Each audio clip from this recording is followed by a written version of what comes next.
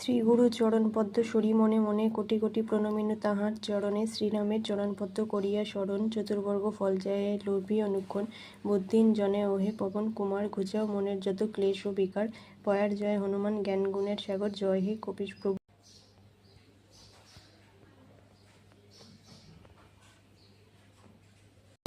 Finally সাজুগুজু করে বেরিয়ে পড়েছি। তো আজকে যাচ্ছি হচ্ছে আমরা SBAO গ্রুপের বসন্ত বৈঠক উৎসব। তো SBAO গ্রুপ মানে হচ্ছে সিঙ্গেলদের বিবাহ অভিযান অফিসিয়াল। তো আজকে এখানে কোনো বিবাহ হবে না, হবে হচ্ছে বসন্ত উৎসব। তো সেই কারণে এই প্রথমবার আমি যাচ্ছি তো এই বসন্ত উৎসবে। তো একটাই ব্যাপার যেটা, এখানে আমি প্রথমবার যাচ্ছি, কাউকেই চিনি না, মানে এত মানুষজন এখানে আসবে আমি কাউকে চিনি না, প্রথমবার সবাইকে দেখব। দুটো ট্রেন চেঞ্জ করে যেতে হবে, এখন শিয়ালদায় চলে এসেছি, এরপর খড়দার ট্রেন ধরবো। তো এই গ্রুপ থেকে আমার পরিচয় হয়েছে একজন দিদির সঙ্গে, তাকেও আমি জীবনে প্রথমবার দেখলাম আজকে, আর বাকিদেরকে আরও গিয়ে প্রথমবার দেখবো। তো এই দিদির সাথে তোমাদের আলাপ করিয়ে দিই। এটা দিদি,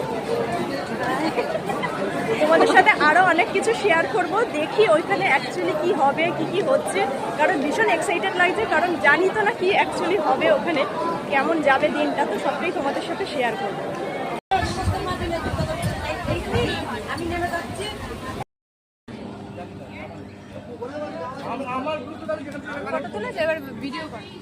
করছি অলরেডি, ফটো তোলা হয়ে গেছে, চলো ভিডিও হচ্ছে। আরে কে এনলিস্ট করলো সেটারও খবর চলে আসছে। ব্যারাকপুরে হয়েছিল না প্রথম বসন্ত বৈঠক। না ওটা ওটা ইয়ে হয়েছে, ওটা রিসা বসে বসন্ত বৈঠক না, পিকনিক হয়েছিল, পিকনিক। নমস্কার সবাইকে, অর্পণ চ্যাটার্জি কৃষ্ণনগর থেকে এসেছি। দিশাকে একটু আগে বলছিল সবাইকে 6টা 7টা, তো এই 6টার সময় বেরোনো, তারপরে আমি বোধহয় তোমার নামটা বলো। ওই সাইডে সোমা, একটু ওইদিকে যাবো না, ওই সাইডে যাবো না একটু, হ্যাঁ ব্যানারটা রয়েছে। তো তুমি বল কেমন লাগছে সেটা এখন বলতে পারবো না, এই কোশ্চেনটা একটু মানে অনুষ্ঠানের শেষে বলে বুঝতে পারবো না, এই মাত্র এলাম ওই এক্সপেরিয়েন্স হয়নি। কেমন এই স্পটটা কেমন লাগছে? আচ্ছা, এই গ্রুপে তুমি কতদিন ধরে আছো? এই গ্রুপে অ্যাকচুয়ালি আমি আছি 2024-এর মে মাসে, কিন্তু আমি একদমই অ্যাক্টিভ মেম্বার নই। মানে তার সম্পর্কে আমি একটু বলি যে ডিসেম্বর মাসটা আমার ক্ষেত্রে অনেকটা মানে ভীষণ গুরুত্বপূর্ণ একটা মাস। তো এই মাসে আমি আমার জীবনের থেকে, আমি আমার সোশ্যাল মিডিয়া থেকে প্রচুর মানুষকে বাদ দিই। তো তার কারণ হচ্ছে আগামী জীবনে মানে আমি কোনো অপ্রয়োজনীয় কিছু রাখতে চাই না। তো সেই জন্যই আমি 2024-এ জয়েন করেছিলাম মে মাসে এই গ্রুপে।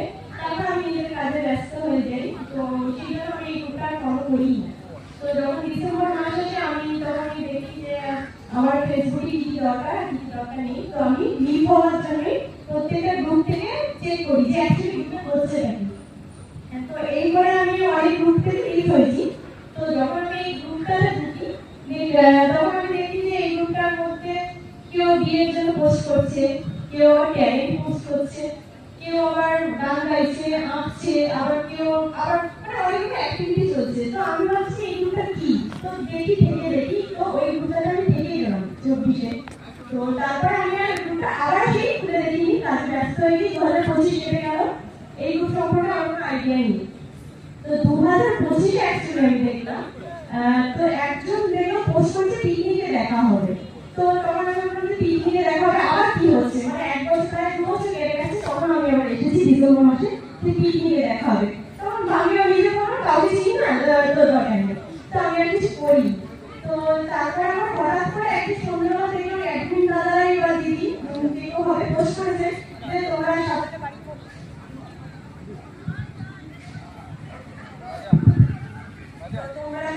বাড়ি পৌঁছেছো কিনা, তো প্রত্যেকে একটা কমেন্ট করে।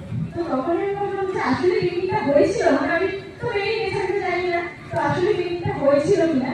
তো তখন আমি অ্যাডমিনরা মানে ভীষণ দায়িত্বপূর্ণ কি হচ্ছে ব্যাপারটা দেখি তো গ্রুপটাতে, তখন আমার গ্রুপে ইন্টারেস্ট হয়েছে 2025-এর ডিসেম্বর থেকে কি হচ্ছে।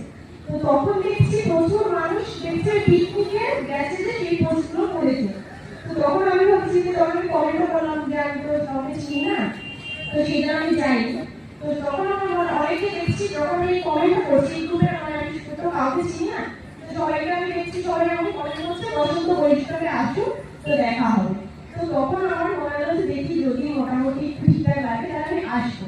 তো সেই সূত্রে এই তাপসীদি, এই যে সাদা শাড়ি পরা, তো এনাকে আমার মনে হয়েছে যে একটু ট্রাস্টে, তো এনাকে আমি কি করি তখন ফলো করি, যে ইনিও দেখলাম লিখেছে আমি পিকনিকে প্রথমবার গেছি, ফলো করি।